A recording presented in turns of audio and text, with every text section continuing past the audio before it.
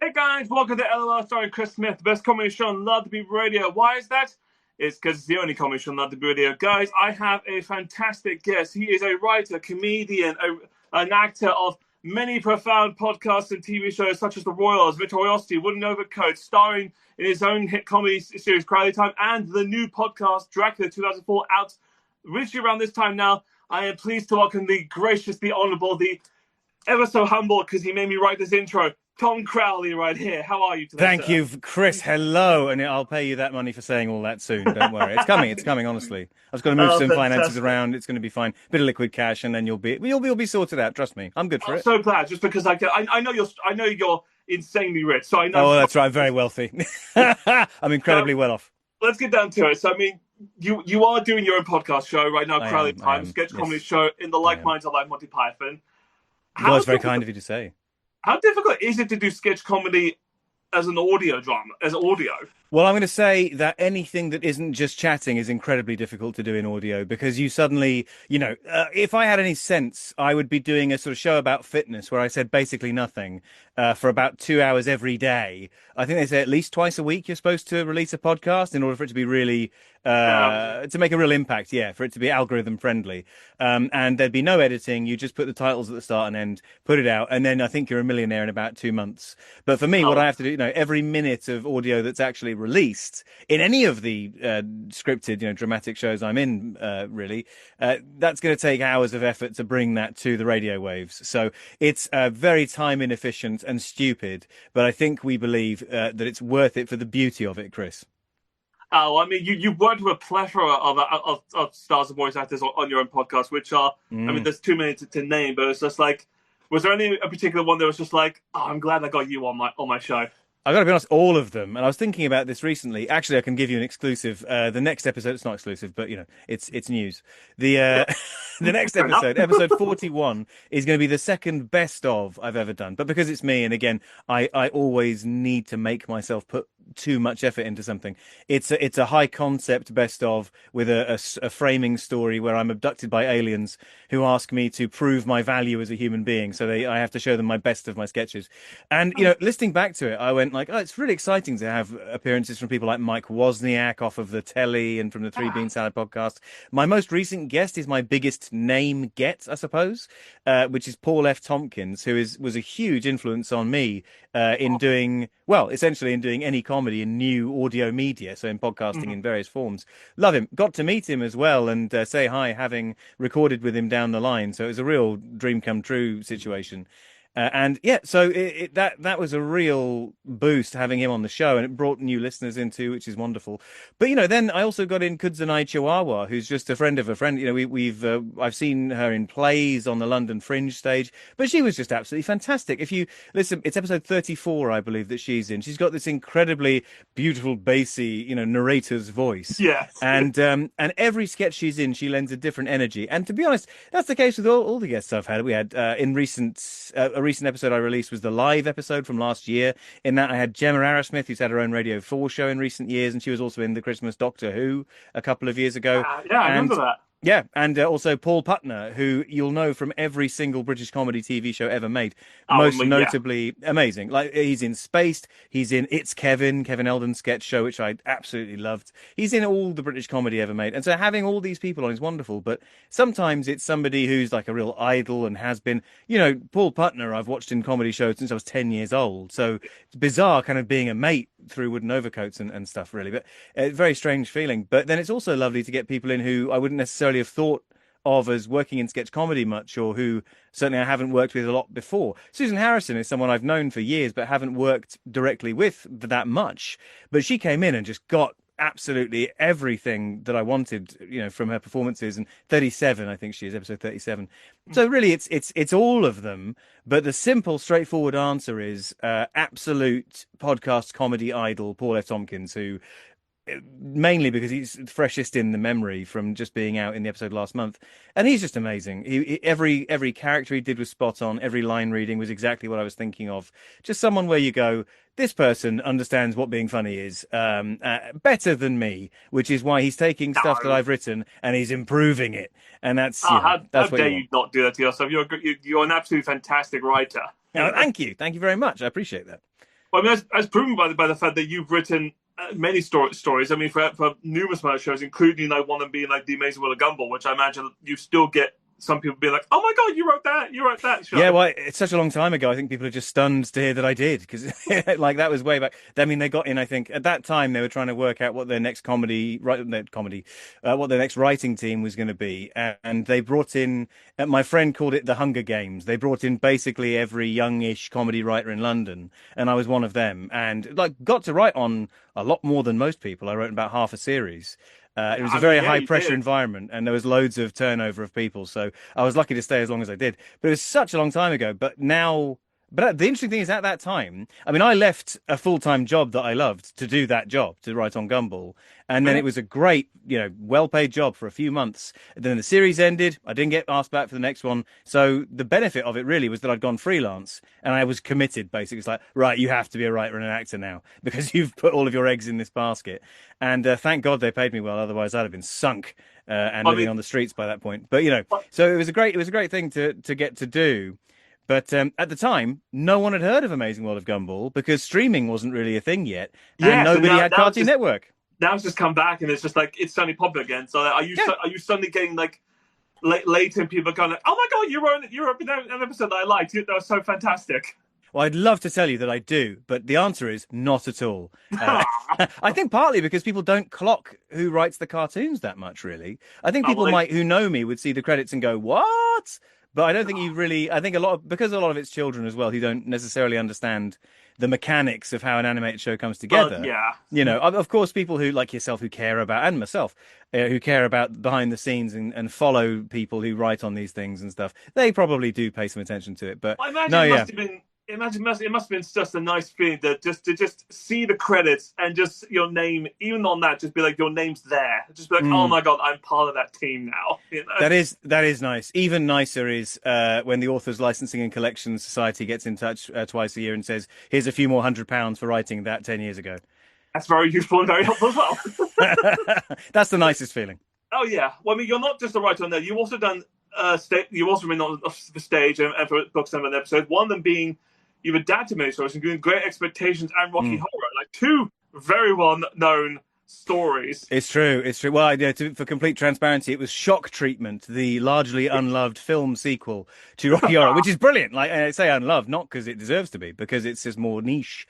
But I mean, if you've not seen Shock Treatment, the film, it's a complete mess. It doesn't make any sense. But the songs are stunning. Absolutely, the aesthetic of it all is beautiful. It's got Rick Mayall and Ruby Wax in it, along with a load of the favourites. Barry Humphries as well. So many amazing people in it. Just British comedy legends. Absolutely, yeah, and it's all those kind of Britain/America crossovers who would have been filming stuff at Leavesden and Shepperton Studios in the 80s, and it's brilliant, and the songs are amazing. So getting to write that was what we adapted for the stage at the King's Head Theatre in 2015, and getting to play with that sandbox of songs, characters and story ideas, basically, and that camp aesthetic was a dream. But the thing was, because so few people are that familiar with the film, we had a bit of free license to play with it. So there are a bunch of like bizarre not plot holes, let's be fair, but like sort of unnecessary plot threads that don't really lead anywhere. And we could do a bit of doctoring and grab some of those threads, tie them together, tie some off, cut some out, and really like just neaten the whole thing up so it could be a bit more like the Rocky Horror Picture Show, really lean and daft and straightforward and just let you play in this world. Great, love doing that. I mean,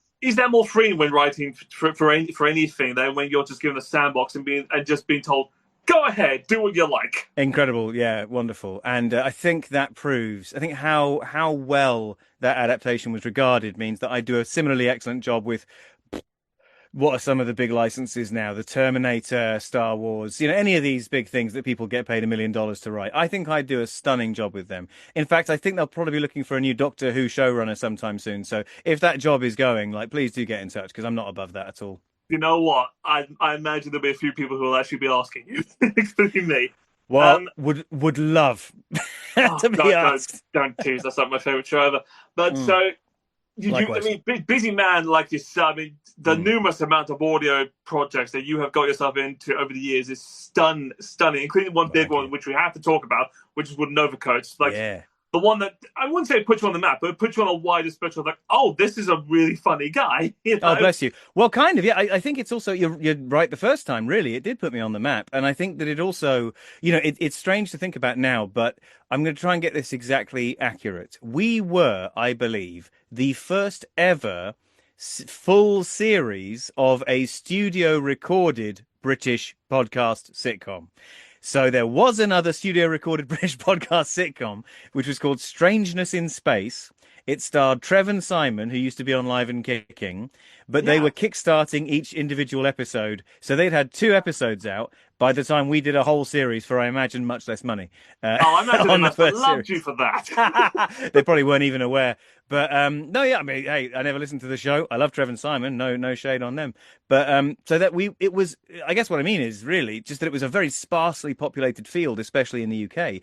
Partly because we had Radio 4. Like, we've had radio comedy and radio drama the whole time. In America, they had old-timey radio comedy and drama with the Marx Brothers and Harry Lime and The Shadow. And then basically they had no scripted audio for about 80 years. And then suddenly podcasts come in. Some bright sparks go, oh, we can make our sitcom that no one will make into a podcast. Oh, we can make our stand-up show into a podcast. People start to realize in the States, in this new media, oh, we can make radio comedy a thing. And it's not just talking over songs. It's like sketches and ideas and scenes. And meanwhile, we're over here. We've been going, we do that.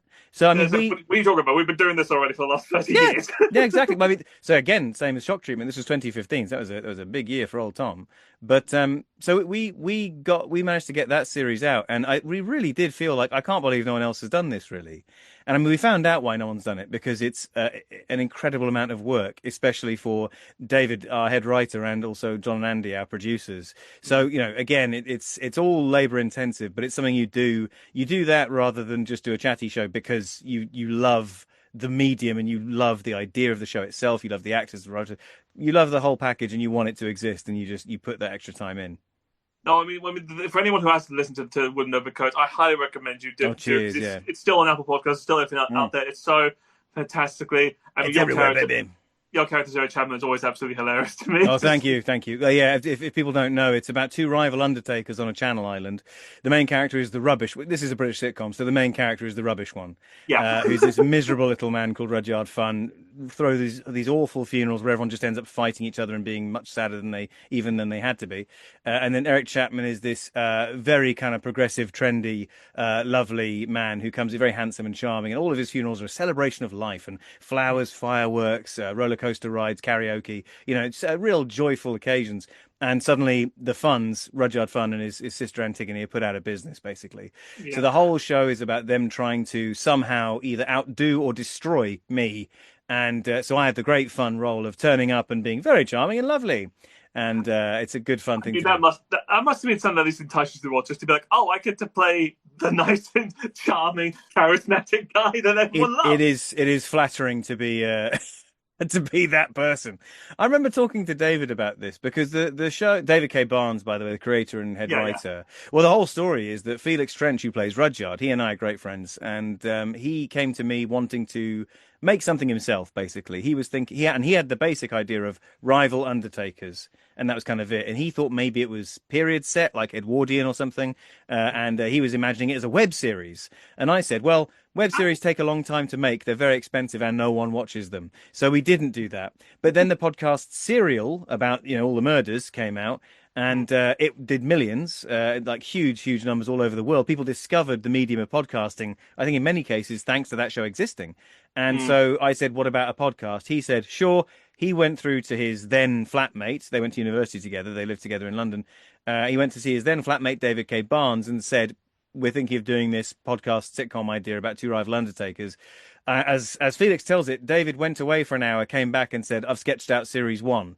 So that was the origin story. We were kind of, and then David and Felix and I chatted through some basic ideas. Who are these main characters? What supporting characters should we have? So it was a collective effort, but David absolutely has the lion's share of the credit for the creative, the setup of the whole series, including naming most of the characters, the places, all that stuff. So it was an amazing thing. Yeah. No, I absolutely love it. I mean, because you reunited this year, didn't you? For like an anniversary special, didn't you? How did that feel like just coming back to all of it? It felt like the Beatles reforming. It was, because if without meaning to blow one's own trumpet, Wooden Overcoats has been a hugely successful thing. I think it's probably the most successful of all the podcast projects I've had a kind of founding interest in, or a sort of leading role in, and also the longest running, which is a big part of it. But yeah, it was a huge groundswell of effort from the whole team to get that show noticed. And thank God some people listened to it. And so we made several series of it. As I say, it's a lot of effort. And as you get older, you stop being in your kind of early mid-20s and you start needing to think about things like eating food and, buying new clothes Oh, because the ones you brought from home have that's worn nothing. through. I know, but in time these pressures get to you.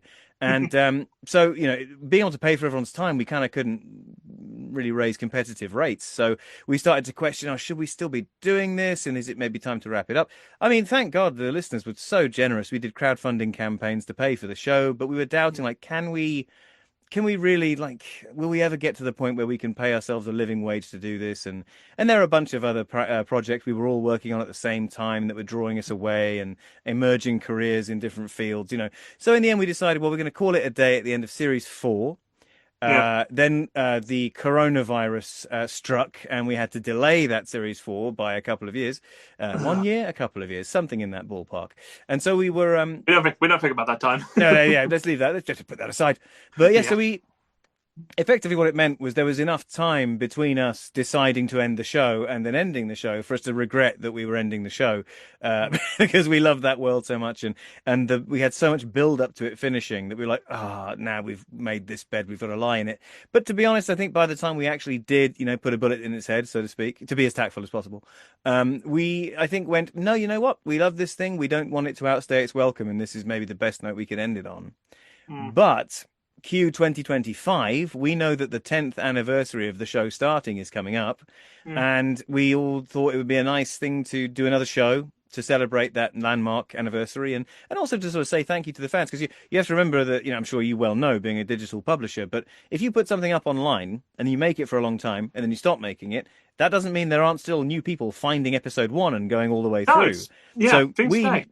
so we knew we had a bunch of people who've, started listening to the show, and in their minds they've been a loyal fan of it for years, but they only started listening to it after it ended. So we never heard from them, we never met them, we didn't see them, and so that kind of gradual build of people, we knew that, like, it would be nice for them to have something brand new for the 10th anniversary. So we were booked at King's Place for London Podcast Festival 2025 earlier this year. Man, only this year. That's mad to think about. My God. Anyway, so yeah, it feels like a long time ago, this. But so we were in September that year. We were booked in for that gig, and we put the news out that we were doing a new episode, a standalone, out of continuity special called Rudyard Ruins Everything, following the traditions of Rudyard Ruins Christmas, Rudyard Ruins Summer, that kind of thing. So Rudyard Ruins Everything was the logical endpoint. So we put this word about, we announced it online, and we had to get moved to a bigger venue, because the second biggest venue in King's Place sold out so quickly that they went, well, we're gonna fill the main room, and and this isn't even to brag. I'll brag a bit, but it's not really, because I think part of what it is it was one show once, one off, and it was a new episode. And people, obviously, I'm still not sure whether they'd ever get to see or hear it in any other capacity ever again, this one special episode. So it was just it was an effort to bring back all the people that loved the show a few years ago when we were still doing new episodes, and give everyone who discovered it since a chance to come and see us live and to see a new installment. And it was insane. I mean, seeing the size of that crowd and how utterly over the moon they were that Overcoats was back, it was very, very touching. And then to spend, well over an hour meeting everyone after the show and seeing, with our own eyes how people had hand knitted their own Madeline the Mouses. They had fan art, they had, art, professionally printed art prints of fan art that they had done. It was incredible. How many times did people say "enjoy yourself" to you? Now and then. The funny thing is, that's something that David, head writer David, used to say, just as a matter of course, in a sort of in his classic, slightly ominous way. He would, if you were hanging out with him and you were about to go, you'd say a lovely goodbye, and then he'd turn and say, "Enjoy yourself." as if, you know, there was something sinister about to It happen was to like, you. oh, what's going on? Quite, What are yeah. you doing? With what? What? Come back. What's happening to me? What are you That doing? kind of thing. Yeah. No. What's that? What? Like that. Yeah. That sort of feeling. And so he used to say that to people just as a little catchphrase of his own. Now he can't because it's mine. Because it's yours. So that was a little thing I stole from David during production. I'm sure he doesn't mind. They'll regret that at all. That's now your catchphrase. Oh yeah, yeah, yeah. No, it is funny. People still do, and sometimes in surprising times. Like if I'm doing a totally different project, sometimes someone I didn't know knew Wooden Overcoats. They'll go, "Enjoy yourself," as a little sort of signal to go. I And that. I know that, you know, if you're doing a radio play or something, or you know, you meet people through a different production, and they go, "Enjoy yourself," and you go, "Oh, right, okay, yeah." So it's nice. No, I love that. Well, I mean, yeah. So you did that. Then you did other projects, including one which I do want to talk about, which is offhand. I think one of my most favorite performances of yours is one of my favorite shows, which is Victoriocity. Oh, thank you. Yeah, Sudgeon, yeah, who I had on the show a while ago. How did those two manage to get you into this show? How did you become Archibald Fleet? Well, it's a fun story. So there's a couple of fun elements of the fun story, in fact. So Jen and Chris Sugden I met in Edinburgh. And because I used to be this is how I started out. In fact, it's you know they deserve a mention.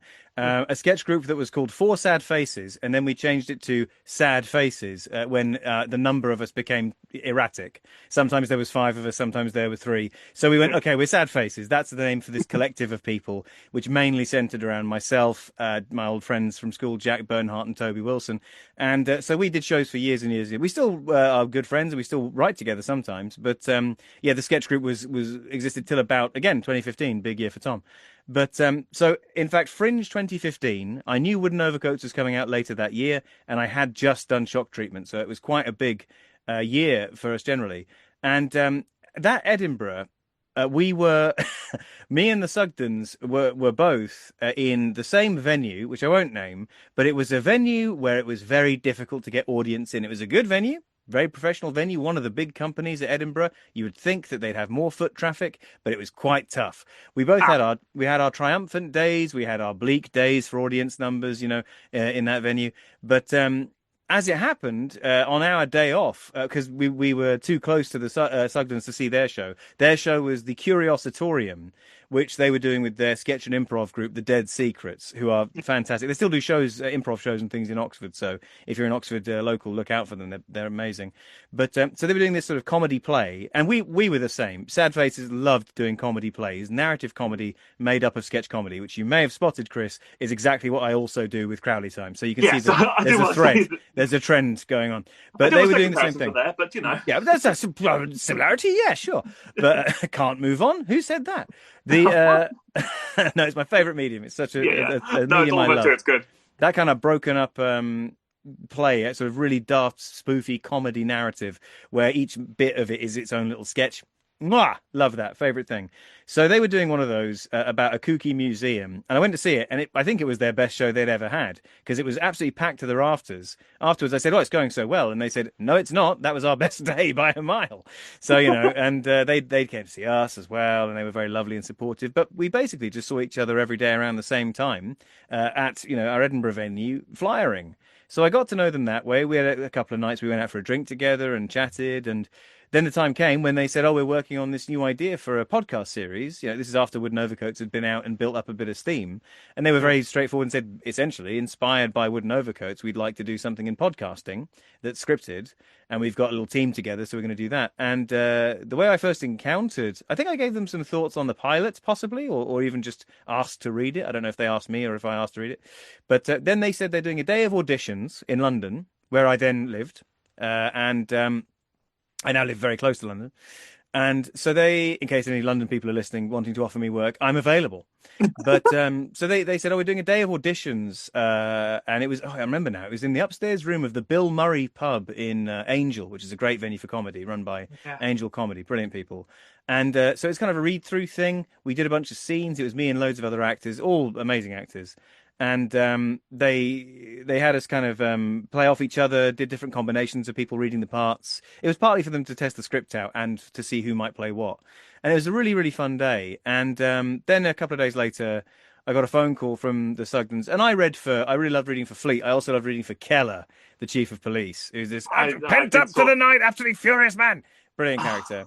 And Chris was not going to let you do that. He was dead set on having that for himself. oh well, it's quite the opposite actually. So here's what happened. I thought Chris is going to do that because he's so funny in that. Because the tight voice like that is so funny. And I thought, it's my favorite character. I love that. And so a couple of days later, I was surprised to get a call from them saying, we thought we'd ask if you'd be interested in playing Keller. And I forget the details of this conversation, but I said something like, oh, well, I thought you were going to say Chris was going to play Keller because he was perfect for it. I don't know if I'd be better than Chris at that. And we talked back and forth about this. I said, I'd love to if you want to have me. I mean, that'd be great. And I kind of said something like, oh, but anything you want me to do, I'd love to. I love the project, love you guys. And Jen sort of quite, softly said, well, I mean, if you wanted to play Fleet, we'd love to have you as Fleet. I mean, you weren't too busy to just sort of play the main character of the whole show. Well, that's exactly what she was saying. It was like, I don't know who you think I am, Jen, but I am far not too busy to take the lead role in your brilliant comedy show. And so, I think what they were worried about was because I wasn't from Oxford, I'd have to travel, it would cost money. But I said, no, I really want to play that part. And it's the first time in my career, I think, where I've had the kind of the choice of, they were so keen to have me that it was a question of more commitment versus more convenience. And they were just like, well, what do you want to do? And I've never been so flattered in my life. And I love Fleet. I love his rumpled realism and his utterly defeated attitude towards his job. He is, I think, my favorite character of yours because of who he is. I mean, because I've noticed that with a lot of stuff that you've done with Eric Chapman, Archibald, even a few episodes of Time and things. You do have a set role. Like, you love playing the straight man. You love playing the role of I'm the only normal one in a room full of insanity. Yeah, it's fun. It's fun. I'll tell you where that all comes from. It's from Leslie Nielsen.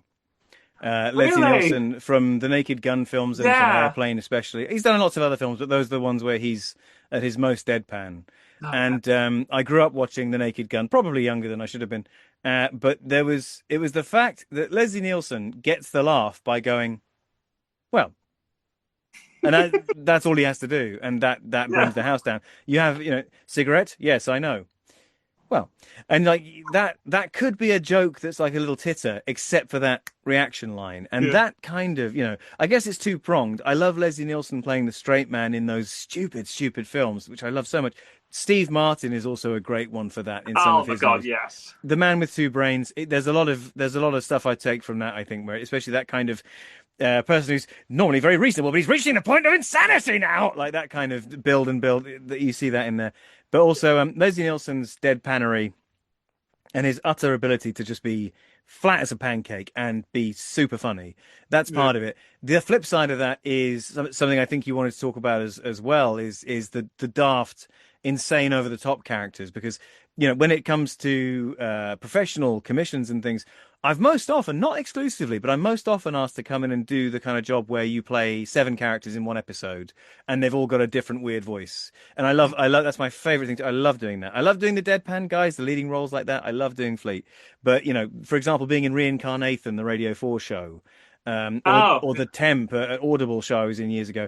Those are the kinds of parts where it's, in Reincarnation, I was playing a real greasy agent type who's trying to basically romance young boys into being his new beautiful pop stars and then screw them up and throw them in the bin, that kind of thing. And that kind of grease ball, and also playing a sort of nervous engineer and also an odd German man, if there's 20 characters like that, I love doing that. And I think all of that comes from the very closely connected products, The Goon Show and Duckula.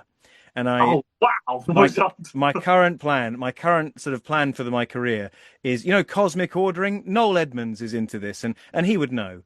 So, Noel Edmonds believes in cosmic ordering. If you want something, you put it out there into the world. So I have been consistently for the last couple of years putting it out into the world that I want to be the writer that reboots Duckula. They've done Danger Mouse. I know there were some plans that didn't go anywhere to do Duckula as well. Duckula Mark II, I'm going to be rebooting that, and that's me putting that out into the universe yet again. Please, we'll put that out for everyone for you. That you're doing it. There's your clip for social media. Get that out there. But I mean, just go. I grew up with Duckula. I loved Duckula, and then years later, I listened to the Goon Show, and you go, "Oh, that's what all the actors were doing in Duckula," and you realize, like, oh, it's all this closely connected inheritance of daft, quick fire, funny, pattery comedy, and I adore it. It's my favorite thing in the world, and yeah, so I think you've got the twin prongs there of Duckula and Leslie Nielsen that informed my career.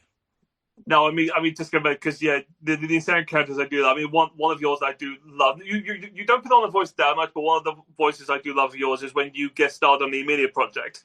Oh yeah. For the live show, and you just play the writer that had the most insane stories in my mind. Oh my gosh, yeah, that was a while ago. That feels ages ago. Yeah, yeah, yeah. And a very pent up guy, if I remember correctly. Very sort Yes, of, yes. it's very yeah, really wound up tight. And But yeah, it that also was just fun. showed that you can work a crowd just because like, even when late comes are coming in, you just like welcome to the show. It's just like you are a proper performer in that all way. Well, bless you. I think any sort of skill like that comes from well, from the sketch comedy, from working with sad faces for years, but then also it comes from well, yeah, and doing the Edinburgh Fringe and having different crowds every day, hostile ones, lovely ones that eat out of your hand, slightly quiet ones you have to kind of break in a bit. They're all different people that you have to deal with differently. That's where that comes from. But then after that, I did a bunch of MCing and stand up in London. I ran a variety show called The Night with some other brilliant people. Andy Goddard, the producer of Overcoats, also Lucy Farrett, brilliant character comic, and Molly Beth Morosa, amazing cabaret act and comedian and writer, amazing. And so we did this show called The Night, which was a mixed bill variety show, and I was the kind of main frontman, and the others came in as characters. Again, a bit like Crowley Time, actually. So it's the same medium I want to work in, essentially. But instead of sketches, we had acts at The Night. And so all that experience of dealing with different crowds who are in a different mood, having to, engage with them, listen to them, play off them, that was a good, that grounded me well for having to be in front of a crowd. Well, we should also point out the fact that whilst you are a fantastic comedian, that is not the only avenue of your writing and acting that you have Wow. done. It's that you've not only delved into the supernatural with Over and Out, you've delved with the wars and drama, but also recently, I think 2 months ago, you delved into horror with Dracula 2004. Oh yeah, yeah. Like, because I've always said, you might agree with this, that if you want like to write a really good horror story, get a comedian to do it because the comedians have the most horrific minds as anyone else. Why the sudden shift into horror? It's the desperate, cloying need for approval that we feel. That's what feeds the horror.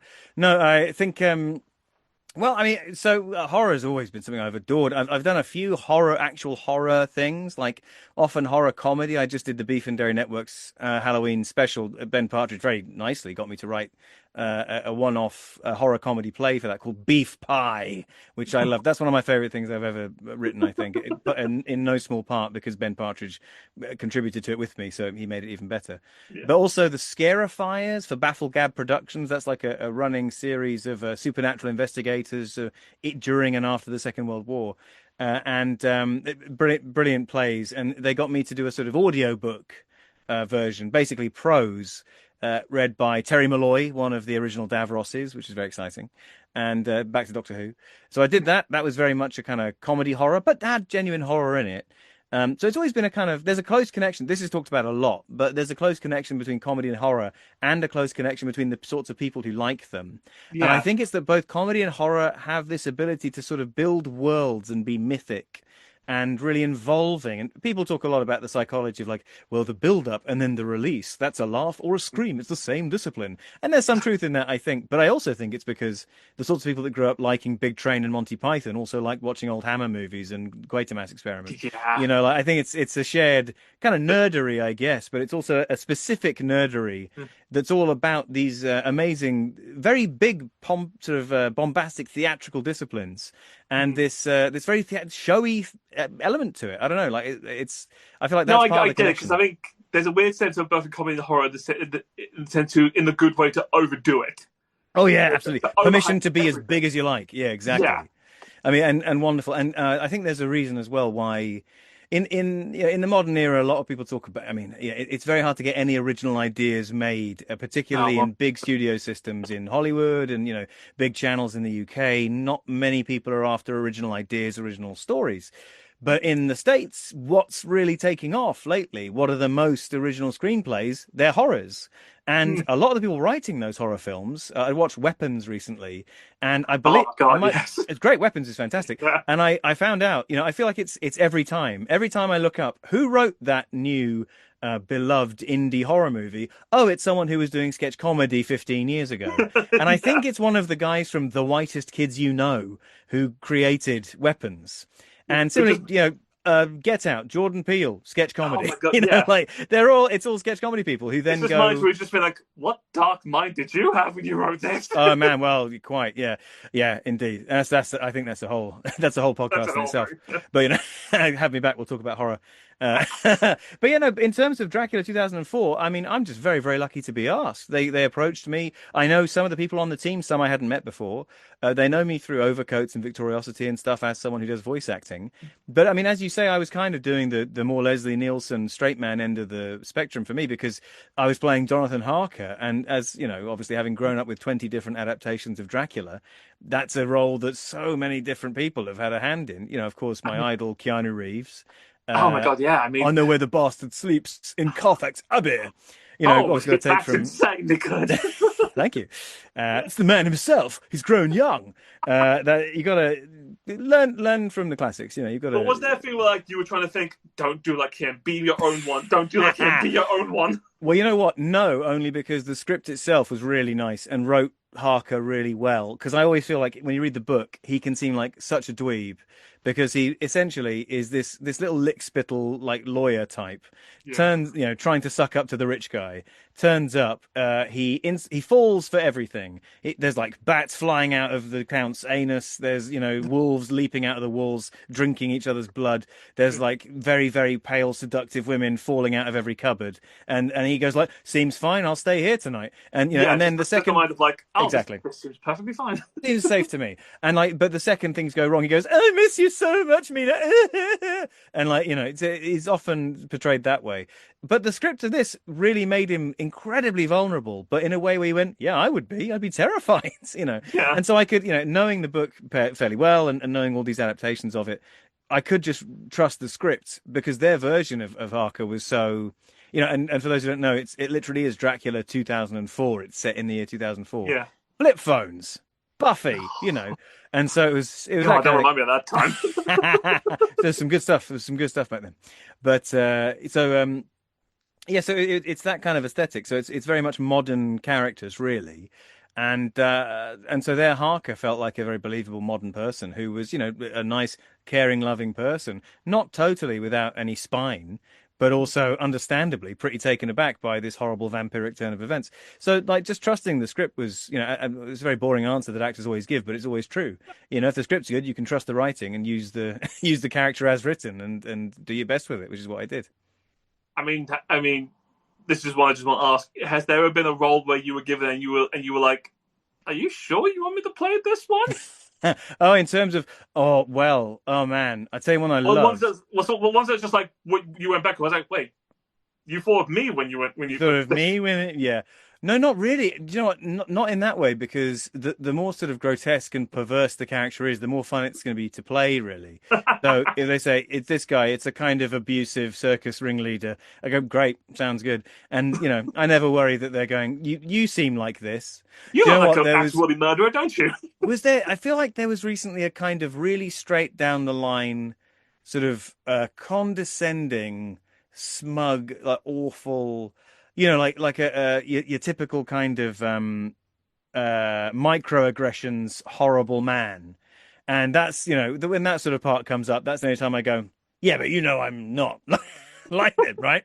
Come on. Like this is Like, we're pretending, right? yeah. But the one that came to mind straight away for like, oh, this for me was again mentioned before, Molly Beth Morosa. They'd written an episode of they and James Hamilton were working on this idea, the truncated nightmare hour, which was a pitch for a podcast. They never got it together, sadly, because I think other projects got in the way.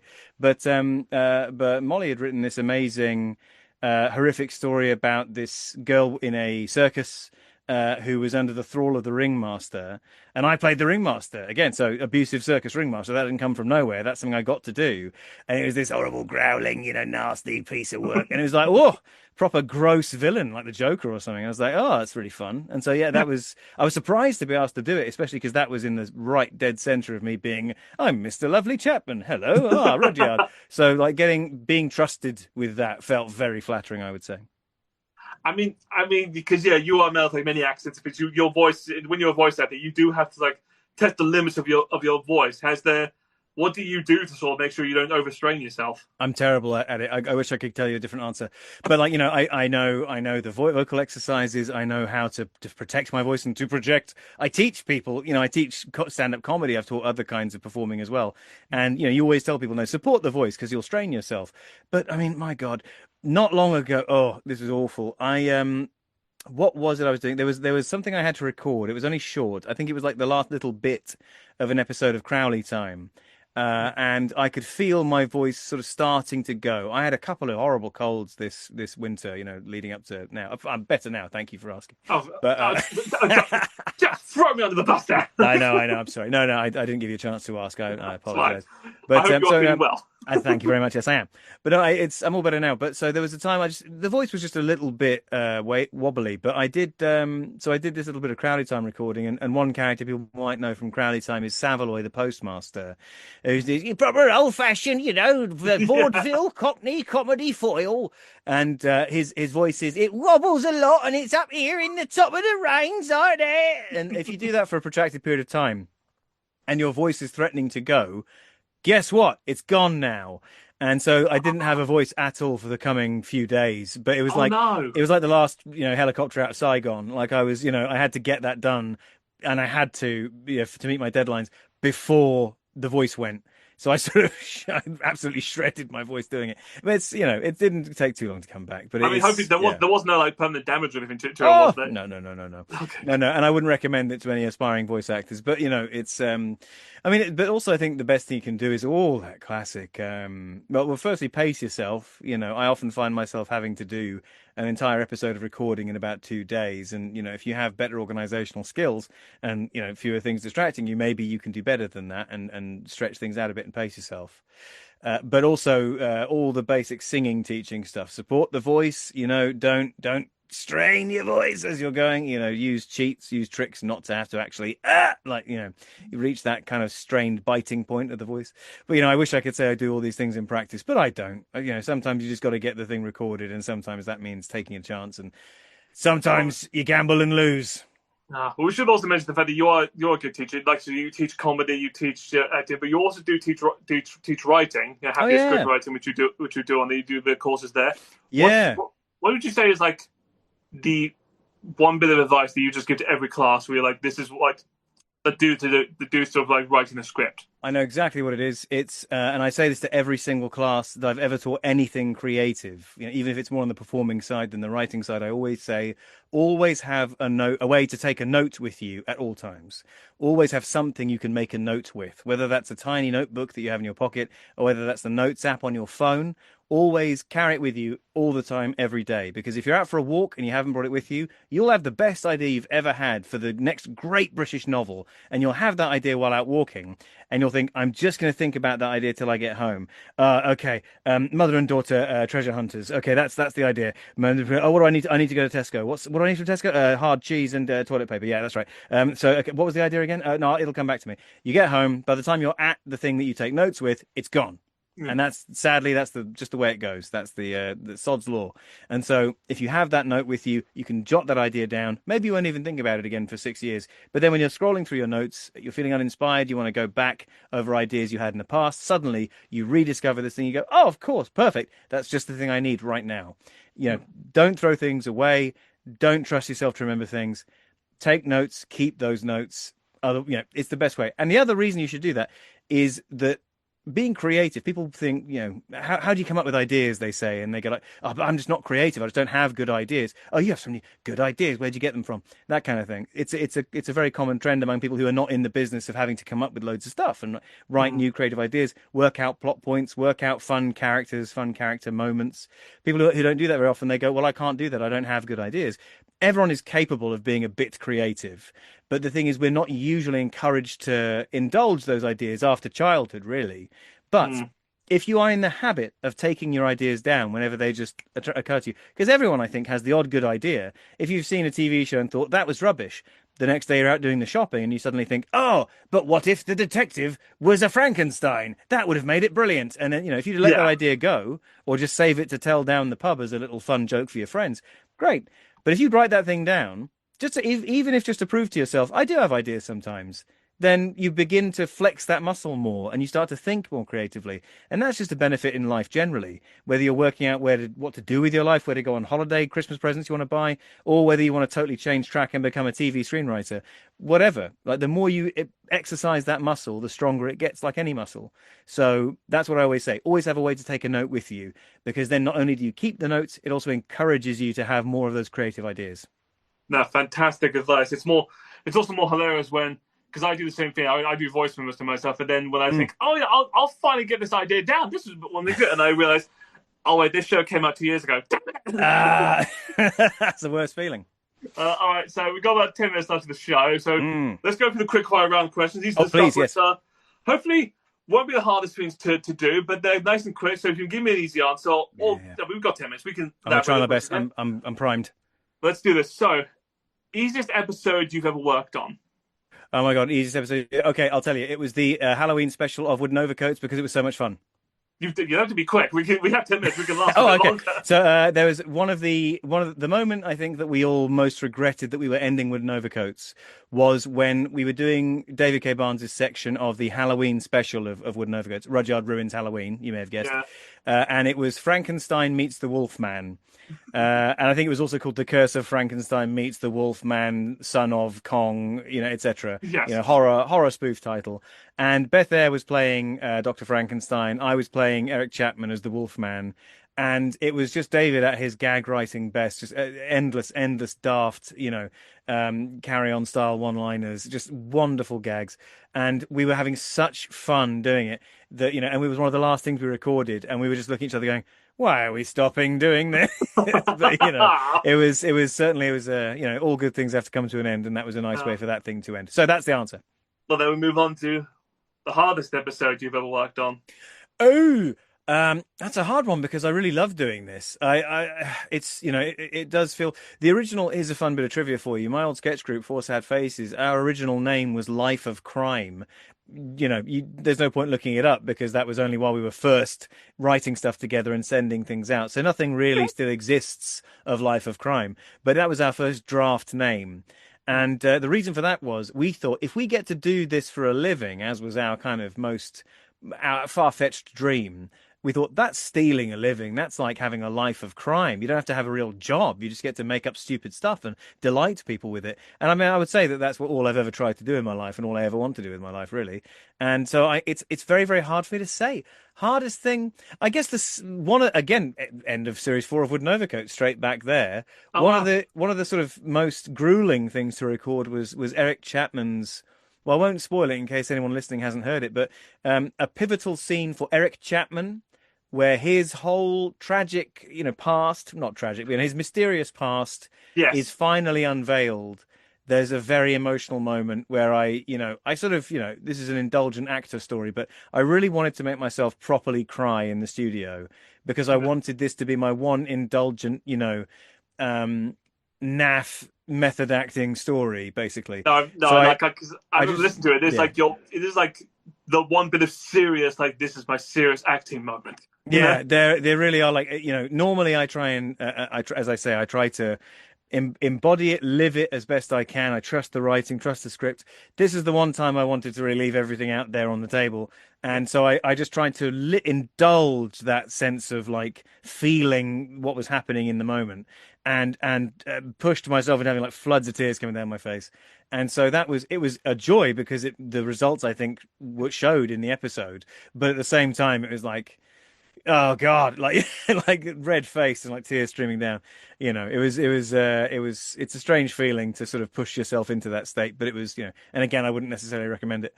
But for me to indulge myself once into being the really hammy, indulgent actor, that was it was an effort, should we say? Okay, moving on then. Toughest role you've ever played? Oh, I'll tell you what comes to mind is The Royals, which you mentioned earlier, because it was my first proper screen role, which was crazy. Like I went from kind of having only one scene appearances in, unaired pilots and Friends short films to getting 4 episodes of a major Hollywood produced TV show shot over here. If you don't know it, it's a ludicrous program. It's over now, but it was about a fictional parallel royal family, British royal family. Yes. Where Elizabeth Hurley was the Queen. And Joan Collins was the Queen Mother, so that gives you a sense of what it was. And it was we had more time. Would have loved to ask you all about that. Oh my God! Well, it was. Sad to say, I interacted with Elizabeth Hurley a little bit. She seemed lovely. That's the end of the story. That's all I've got to say, really. But in terms of the role, it was just because I was suddenly getting used to the hell for leather pace of production for TV shows, finding my mark, eye line. I was trying to remember all the little tips I'd remembered over the years to try and make an impression. But also just the sort of the hurry up and wait of it all, or rather I think with, which way around is it? Hurry up and wait or wait and hurry up? Either writing or acting. One of them is hurry up and wait. I think it's hurry up and wait is for acting. And so you turn up, you'd be like, oh, I've got to be here on time. I've got to be a good boy. So they want to keep employing me.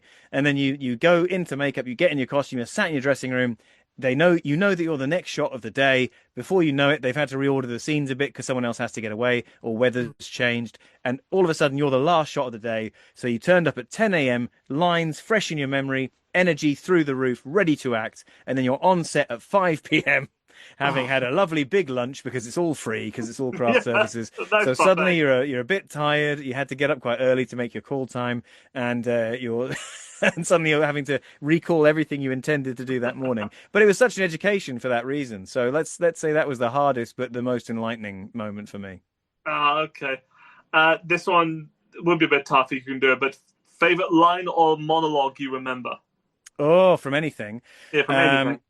Oh boy, this is a tough one. But the trouble with this question is I want to do it justice, I mean, basically every time Inspector Fleet says, "What?" We talked about this. We just finished recording the most recent special, HMS Kellerfor, which is for backers of the most recent crowdfunding campaign only. So, although it will be available for a donation, I think. So listen out on Victoriocity, HMS Kellerfor. Brilliant special. I got to do some singing on that too, and I realised how rusty my singing voice is, but it was good fun. I can't wait for it. You to sing Gilman Sullivan style. Oh my God. Well, I do actually. You'll hear me in the chorus. There's a chorus of zoologists, and one of them is me. And I was quite pleased. A few times I heard my voice start to strain, but I was happy that after years of not doing a lot of singing, I was getting there, just about hitting the notes. But one thing we talked about was how Fleet in Victoriocity, again, being the foil, being the deadpan guy, so often all he has to do is go, "What?" And again, like Leslie Nielsen's, well, like that, so often that is the line that gets the laugh because of the huge build up to it. And you effectively get to deliver the full stop at the end of the sentence. So it'd be like, "What?" Like, and there's so many, if you listen through, there's about 4,000 different variations on Fleet's "what." And I think Fleet saying, in fact, I'm going to say it. Fleet saying "what" is my favorite line. It's also easy to remember. So there you go. I'll let you have it then. And this can be across everything you've ever done, but favorite 3 episodes? Oh, of anything. I'm going to indulgently say episode 40 of Crowley Time with Paul F. Tompkins, again, because that's a bit of a dream come true. Yeah. And he was very nice about the material. He's a real hero of mine for, years and years and years. So him enjoying being in it, but also enjoying being in it was a real memory I'll treasure. I'm also going to say I couldn't pick one of them, but I'm going to say Gemma Arrowsmith sketched out on Radio 4. I've known Gemma for many years, and she's long deserved her own shot at having her own program and her getting her own Radio 4 series. It was me, and actually Kudzanai Chihuahua was in that as well. It was me that connected Gemma to Kudzi, so I was very Oh, pleased cool. to have facilitated that. But also Gemma's contacts. Thomas Nelstrop was in that, as was Kiara Goldsmith, who's brilliant. And it was me opposite Kiara in 2 episodes of that show. It's still on BBC Sounds if you listen to it. So, I mean, to be honest, listen to the whole thing. Gemma Arrowsmith sketched out. It's worth doing. And I guess I'll also, what else should I say? Oh, I hate to leave Victoriocity out in the cold, but I might have to go for... Oh, no, you know what I'm going to do? I'm going to leave both. To be fair to them both, I'm going to leave out Victoriocity and Wooden Overcoats and say Beef Pie, this year's Beef and Dairy Network Halloween special. A lot of this is recency bias. These things all happen in the last couple of years. Some of them in the last couple of months. You know what, though? I appreciate that. Your 2 biggest things, you're like, I can't choose between them both. I'll let you have that one. I'll kick them both out. Last one, favorite podcast other than yours? Ooh, gosh, it's tough. So there's so many. Okay, I'm going to give, this is another sort of indulgent friends recommendation, but some of the same people I just mentioned, Susan Harrison, Gemma Arrowsmith, and Tom Nelstrop make a show called Leyline High Rewind, which I adore. It's a perfect example of something that you can only really do in podcasting. What Leyline High Rewind is one of those, those rewatch podcasts where like some of the cast of The Office rewatch something, where people from Parks and Recreation do it. This is more like one of those ones like a Gilmore Girls guys where fans of a show go back and rewatch everything. Oh, yeah, I know that. This is Tom, Susan, and Gemma going back and rewatching classic children's horror show Leyline High, which is like a horror version of Grange Hill. But Chris, your confused face confirms what I'm about to tell you, which is that it doesn't exist. It's a completely okay. For a second, I was like, why have I not heard about this? Exactly. I mean, it sounds perfect, right? I mean, you'd love it, and you will love it, but you can only love it through this portal into an alternate universe where it did exist. So they are not only doing funny chat about a TV show, which they do very well, they're also building this mythical, fictional history of a TV show that never existed as you listen. And I think that, there's some great experimental, interesting stuff on Radio 4, or at least there has been at times over the years. But like, that's such a niche idea, but so rewarding, and I don't think you certainly couldn't do it in the 4 episodes you'd be given on the radio. You couldn't really have the impact that you need with that idea. And also, I think it's just too specific a thought, and it would be too vulnerable to like producer interference. People might go, will people get that it's not a real show? Will people follow this? Are people interested? I love it. It is incredibly niche. It's so neat, but I mean, somebody who doesn't know what they're talking about might say, why don't you just do a rewatch show of a show that does exist? Maybe that would be, because then the people who liked that show will listen to it, and you go, you've entirely missed the idea. You've missed the point.